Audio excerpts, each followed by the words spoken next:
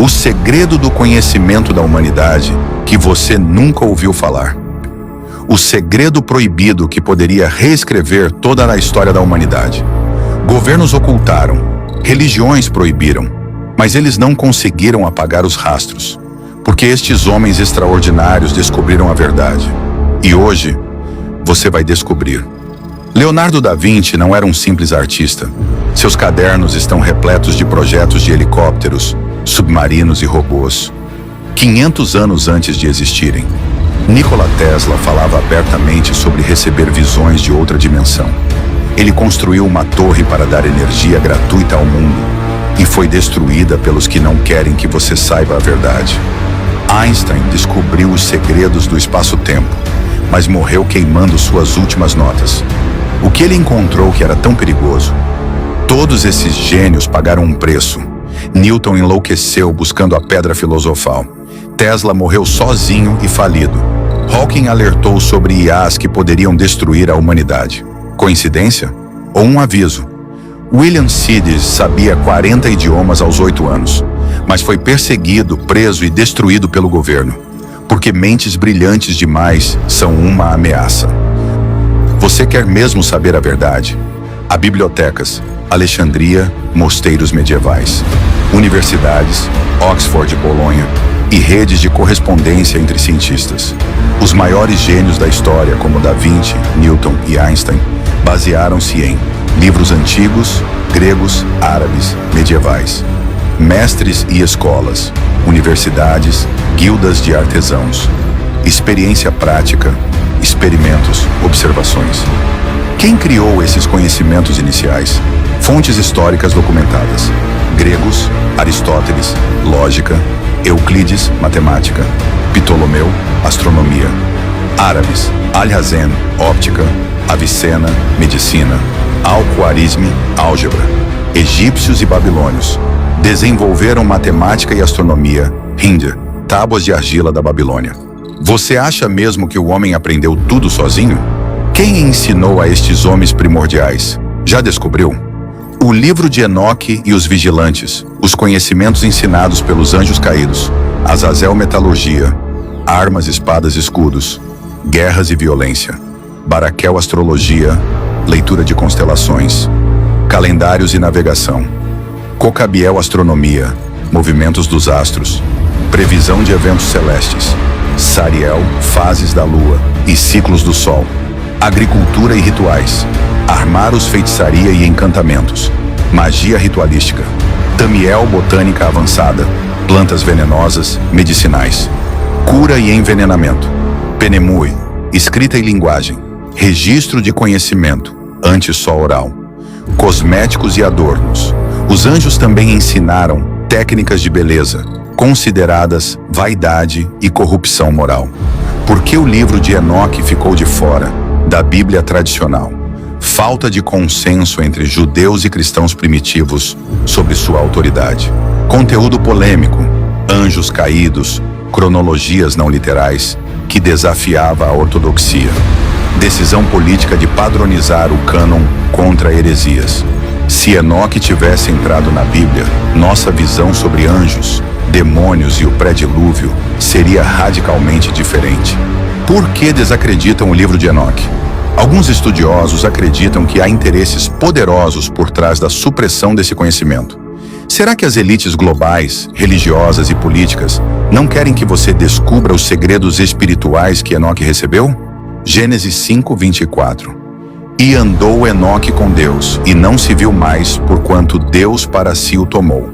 Hebreus 11:5. Pela fé, Enoque foi trasladado para não ver a morte.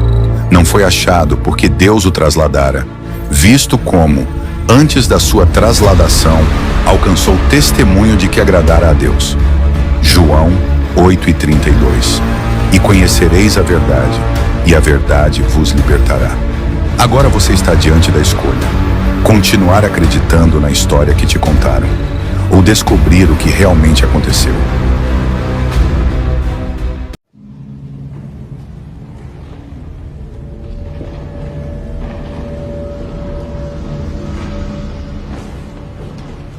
Os arquivos do Vaticano. A maior biblioteca do mundo. Todos os livros do mundo estão aqui. Incluindo os proibidos, é claro. Você não acredita que somos tão estúpidos de destruí-los. Venha. Quero te mostrar uma coisa.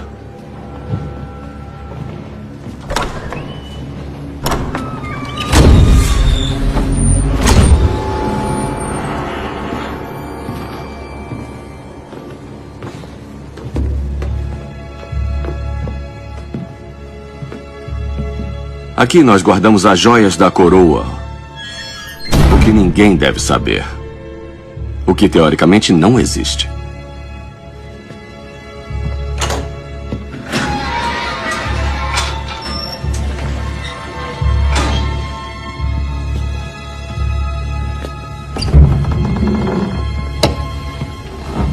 Quando Jesus nasceu, os magos do Oriente o visitaram. Não acha que tinha alguma coisa estranha nesses magos? Que magos? Por que eles trouxeram presentes? Aqui está.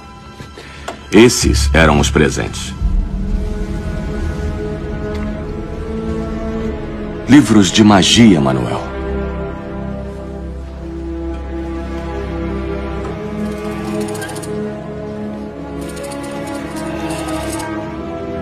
Livros para fazer milagres. Para se tornar um Deus.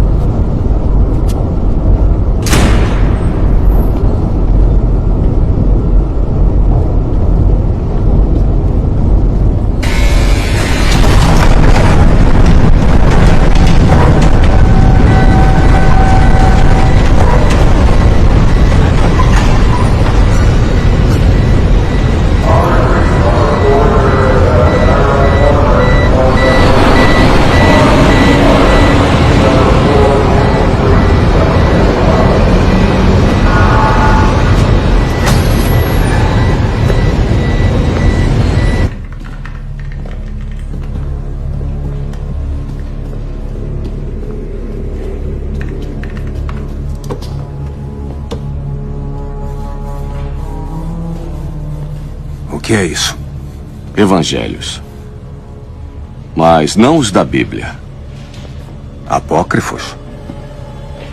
Não exatamente.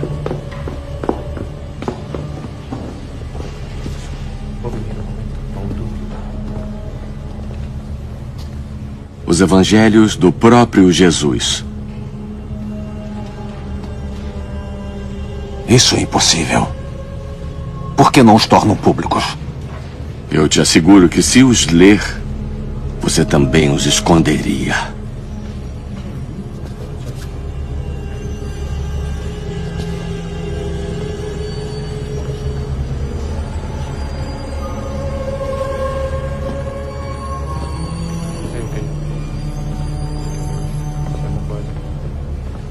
É inacreditável.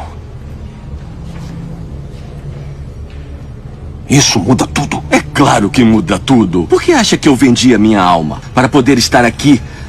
Passei 20 anos tentando assimilar o que está nessa sala. Agora estou muito mais próximo de Deus do que nunca. Como acha que consegui entrar nos seus sonhos? Como acha que eu pude manipular a realidade à minha vontade? Fazendo milagres. Milagres. Você sabe o que para mim é um milagre? Um feitiço. Mas cada um é livre para chamar como quiser. Você pode lê-los.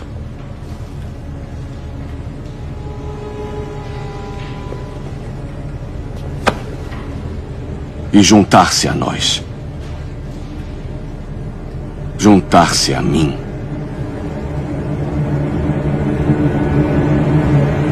Você sabe quais são os 7 livros apócrifos mais proibidos da história e o que eles revelam? Em 7º lugar, o livro de Enoque. Esse livro foi banido por revelar segredos sobre os vigilantes, anjos caídos que se relacionavam com os humanos e ensinaram magia, armas e conhecimentos ocultos à humanidade. Enoque conta detalhes sobre o julgamento desses anjos e visões sobre o fim do mundo. Em sexto lugar, o Evangelho de Judas. Esse texto choca por mostrar Judas não como traidor, mas como o discípulo mais próximo de Jesus, cumprindo uma missão divina ao entregá-lo. A igreja rejeitou essa visão e o livro foi ocultado por séculos. Em quinto lugar, o Apocalipse de Pedro. Diferente do Apocalipse de João, esse livro descreve o inferno com detalhes aterrorizantes e revela punições específicas para cada tipo de pecado. Ele foi considerado perigoso demais para ser lido pelo povo comum. Em quarto lugar, o Testamento de Salomão. Esse texto conta como o rei Salomão controlava demônios usando um anel mágico dado por um anjo. Ele revelou nomes, funções e segredos ocultos de objetos de entidades espirituais, o que fez com que fosse considerado bruxaria. Em terceiro lugar, o Evangelho de Maria Madalena. Esse evangelho mostra Maria não apenas como seguidara, mas como líder espiritual e confiante de Jesus, o que desafiava diretamente a posição masculina da época.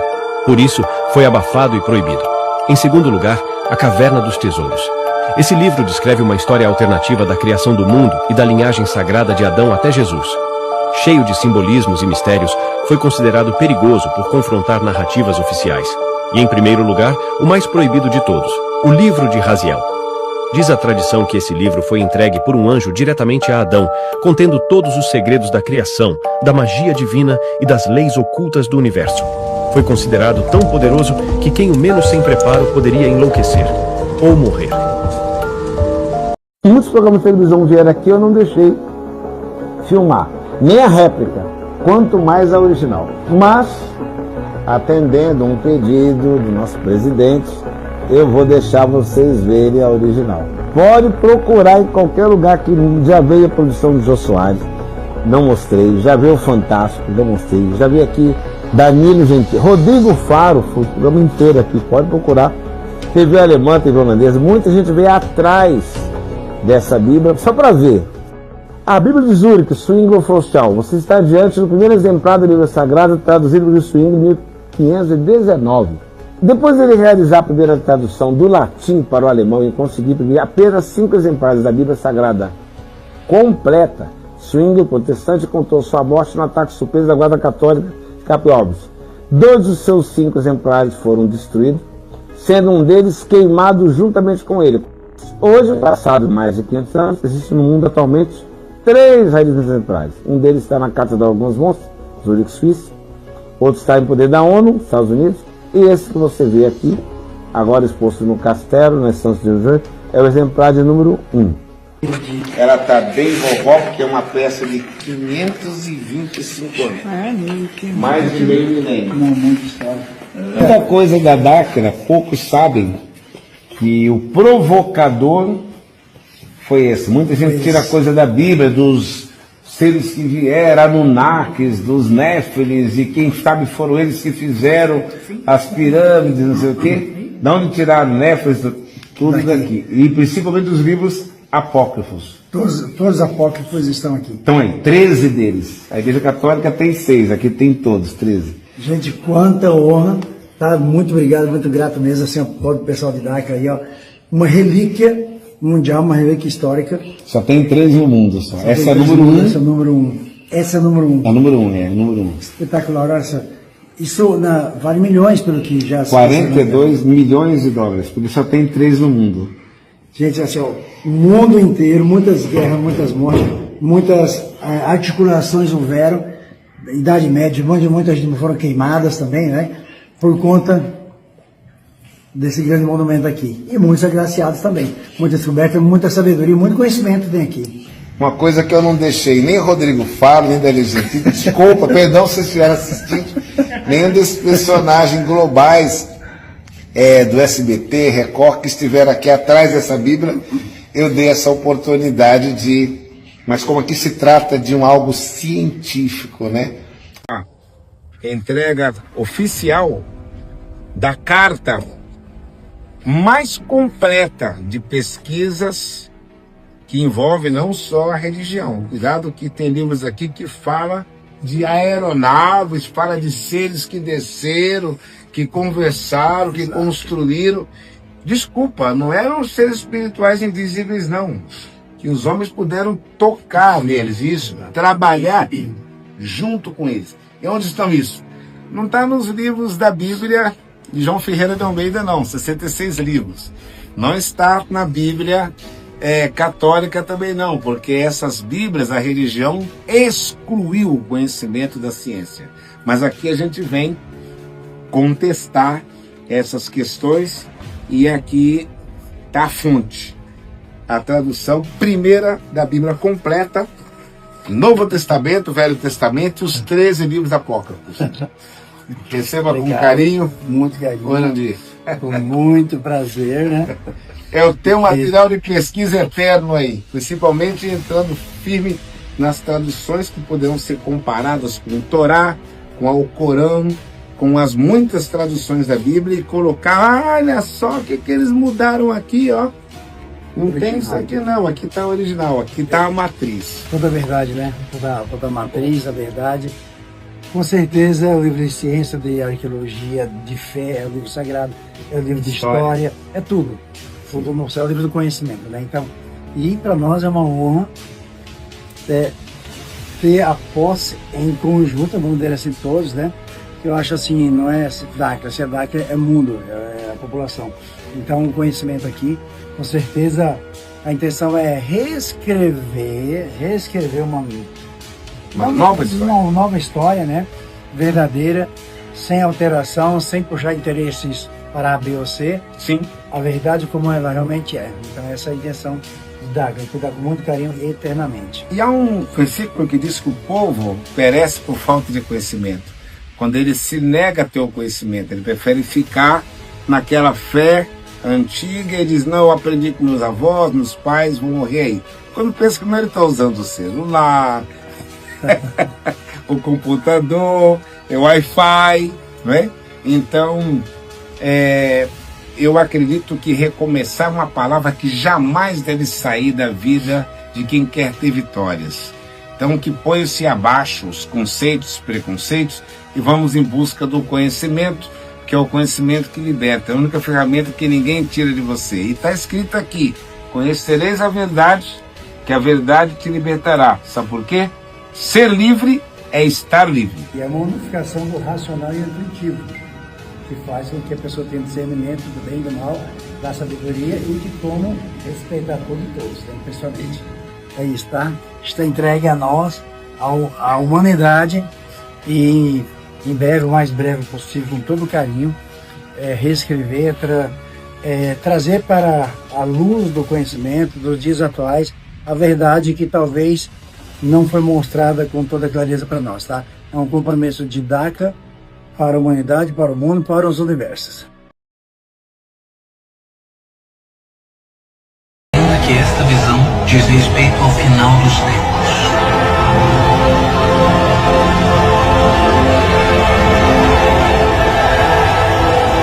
Final dos tempos.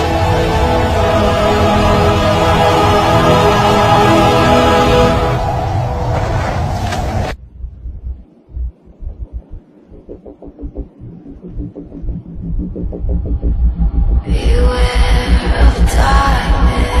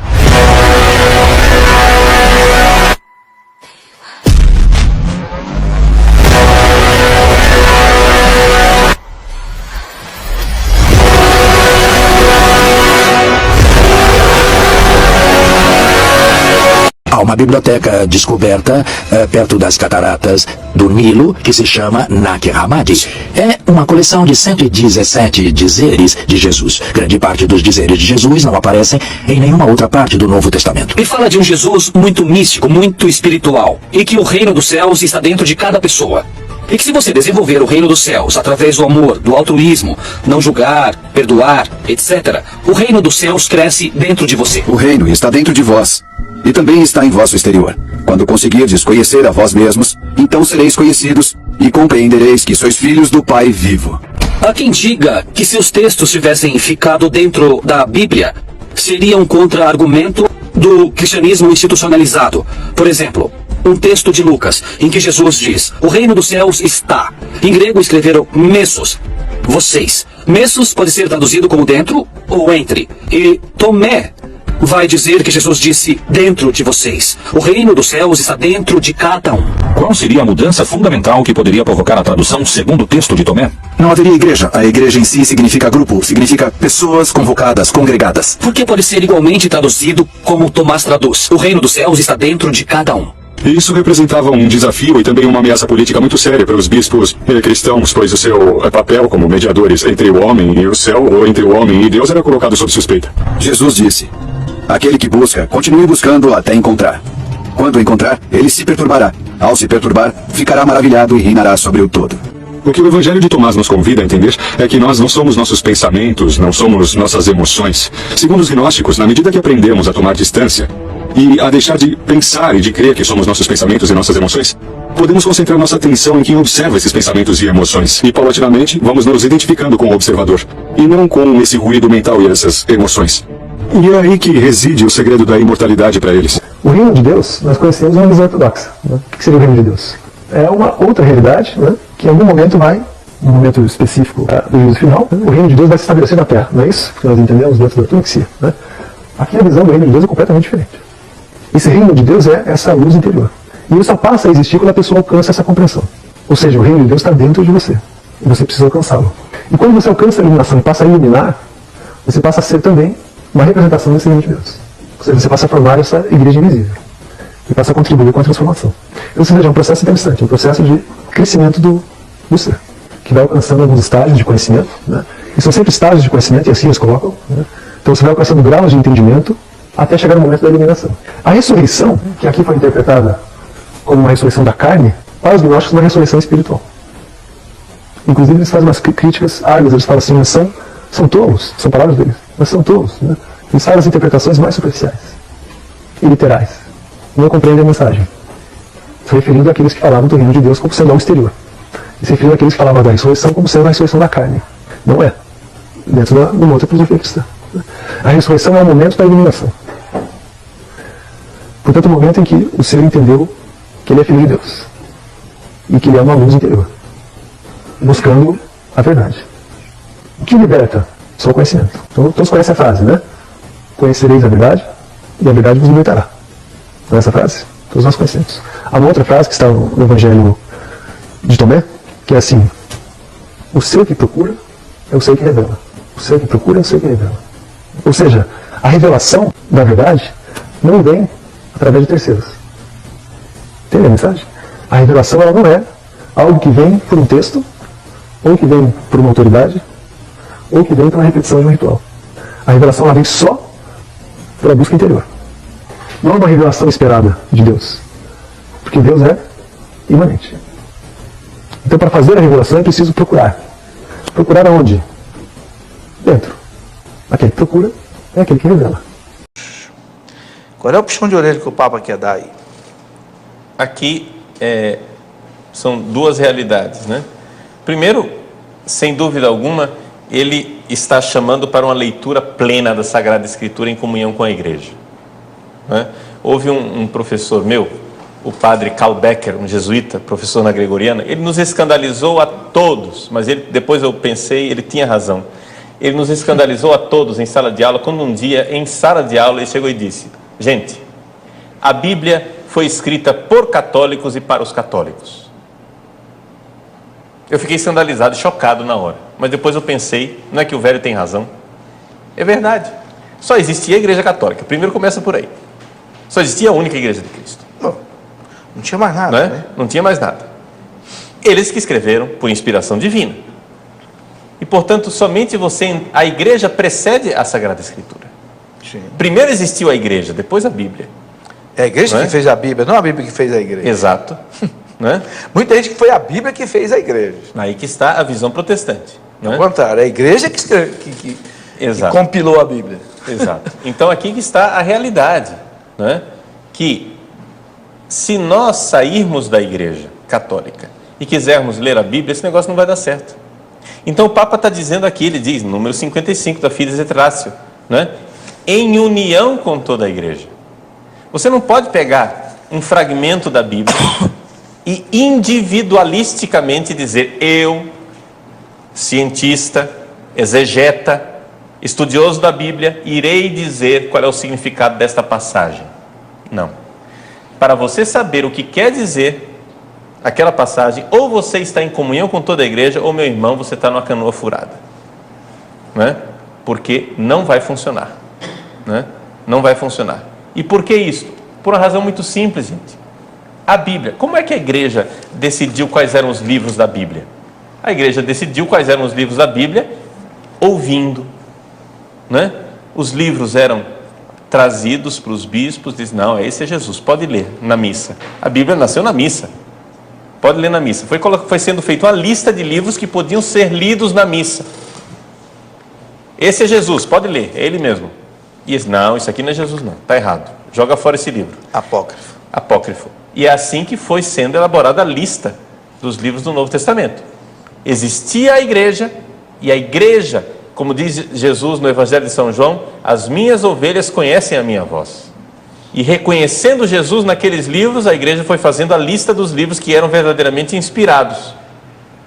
E então, porque existia igreja, e existia uma forma de a igreja ouvir, é que existe a Bíblia. Ora, como é que você agora quer interpretar sem ter aquela forma de ouvir? Você precisa primeiro ser católico, para depois saber ler a Bíblia. Se você não é católico, profundamente, se você não é primeiramente cristão, você vai dizer atrocidades com a Bíblia. E a multiplicidade das igrejas evangélicas só nos demonstra isso. Demonstra exatamente isso, que você pode fazer o que quiser com a Bíblia. Agora, Deus não é sim e não. Deus é somente sim. Então, não existe essa coisa de que as verdades são várias, conforme as pessoas, né? Cada indivíduo tem a sua interpretação. O relativismo começa por aí. Sem dúvida.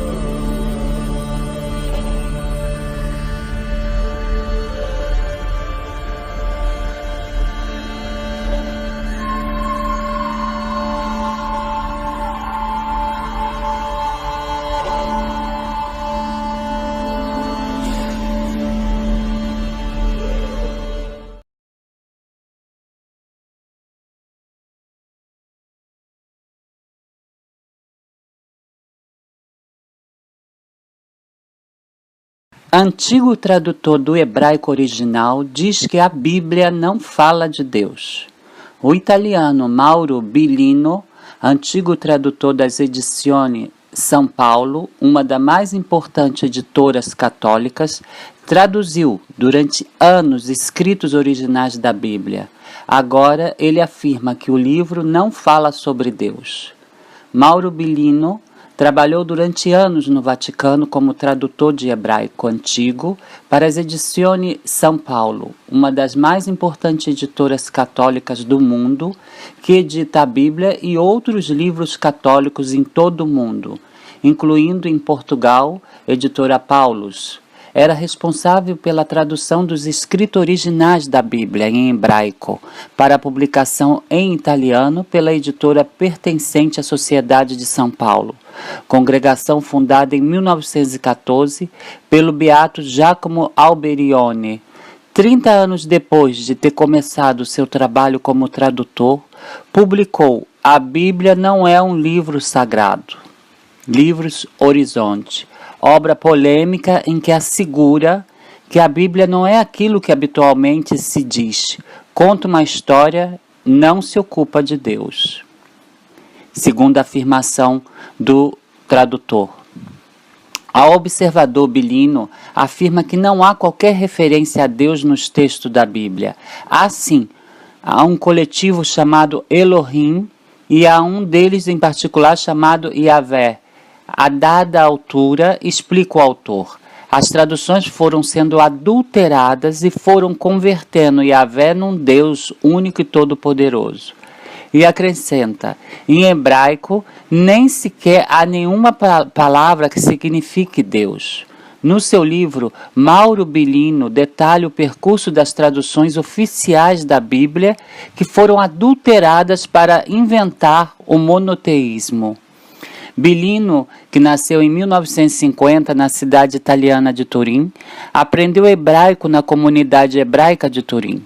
Mais tarde, a editora do Vaticano apercebeu-se dos trabalhos de tradução de Bilino, reconheceu seu rigor e convidou-o para colaborar.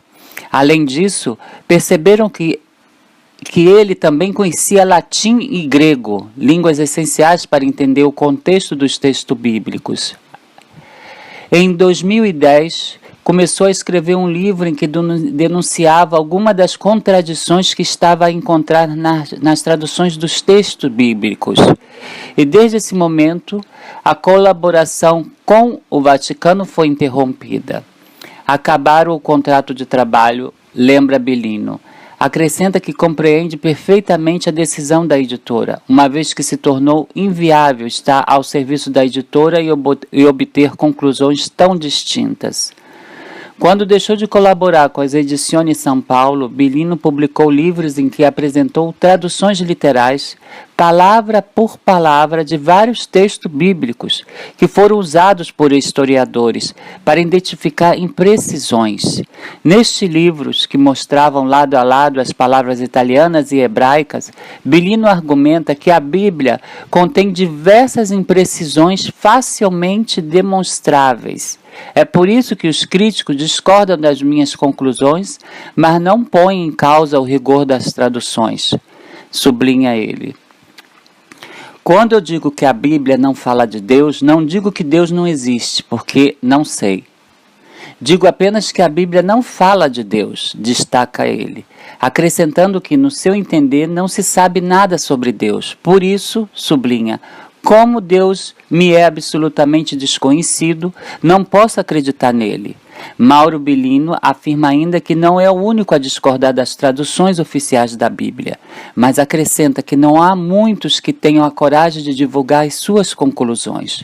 Para o antigo tradutor, o seu trabalho pode mesmo ter influência nas futuras traduções da Bíblia, avançando que já se sente alguns efeitos. A profecia de Isaías, por exemplo, dizia que a Virgem irá conceber e dará à luz um filho. Mas as Bíblias alemãs, depois da aprovação da Conferência Episcopal, já não dizem isso. Já dizem que a Virgem vai conceber, que é o que verdadeiramente lá está escrito, destaca Mauro. Contacta pelo Observador, a editora italiana confirmou que Mauro Bilino já deixou de colaborar com as edições São Paulo há muitos anos, pelo que recusou comentar o trabalho atual do tradutor. Bilino afirma que a Bíblia foi manuseada pelo homem por vontade política e não fala jamais de Deus. Se vocês gostaram do vídeo, se inscreva no canal, não esqueça de dar o joinha e acione o sininho para receber as notificações de vídeos novos. Obrigada!